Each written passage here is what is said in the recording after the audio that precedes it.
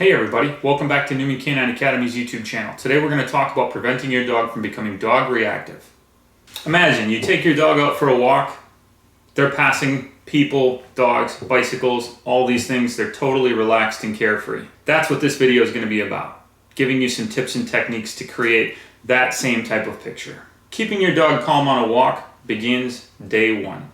And I like to establish this with dogs and puppies through a couple of very simple techniques that we're going to talk about. But first I want to talk about how reactive behavior begins. And when I say reactive, we're going to talk about dogs becoming stimulated by bicycles passing by, becoming reactive towards other dogs. All of these things manifest from taking them into public places and allowing them to engage in self-reinforced behaviors. The first thing that leads to dogs becoming reactive is when owners let dogs meet other dogs in public.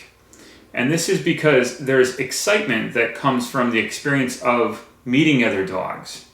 Could be simply friendly energy or just the anticipation of being able to have like a social interaction with another dog. But in any case, it leads usually to them pulling on leash, jumping, play bowing, and interacting in ways that are going to continue to create excitement when they see another dog. It's also what I call a competing motivator. So the pulling on the leash also is going to lead to anxiety and frustration. And the high arousal state of mind is going to also lead to reactive behavior. And in some dogs, this ultimately turns into aggression. And when dogs are meeting each other and they don't know each other, there's some posturing, there's some exchanges and things that can happen that can turn into a fight. It can be a negative experience for one dog or for the other. But in any case, as time develops, the leash pulling, the anxiety, all this frustration turns into a dog that becomes very difficult to control and is not focused on the owner. When I take my dogs on a walk, they literally don't care about other dogs. They don't pay attention to them. They don't focus on people. They're focused on me. And this is by creating what I call a non-event. So a non-event just basically means when a person or a dog or whatever it is goes walking by, my dogs are not going to interact with it. They're not going to have any sort of experience with it. And so they just simply become non-events. And so as time progresses and I'm taking my dog out on a walk, they just don't focus on it. They don't pay attention to it. And they redirect their attention to me. And that's going to lead to the next part, which is layering obedience into the walk. So I like to use things like eye contact and focus, holding a down stay, having my dog heel next to me, utilizing speed changes to command their attention.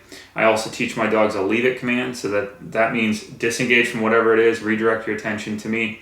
And then I also like to condition my dog. Whenever you see a distraction, focus on me. And I do that by either using what I've already described, speed changes on the walk, or I can say their name to get their attention. But in either case, as time progresses, my dogs, when they see distractions up ahead, they immediately turn towards me because I've conditioned that behavior. I also don't take my dogs into places where they're allowed to interact with non-pack members. These would be places like the dog park and doggy daycares. And then one of the rules in life for my dogs and dogs that are graduating from my academy is that they're never allowed to pull on leash. So if a leash is attached and a person's holding the leash, it's their job to maintain that loose leash at all times. And what that does is that conditions them to focusing on the handler at all times.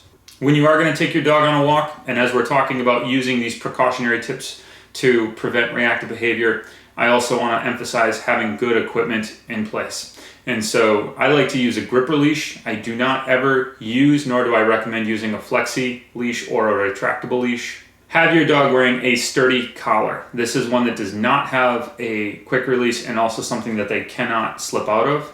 And I do not ever walk my dog on harnesses. These are designed for pulling, and as described in the video already, I do not want my dogs ever pulling on leash. It's their job to maintain a loose leash at all times.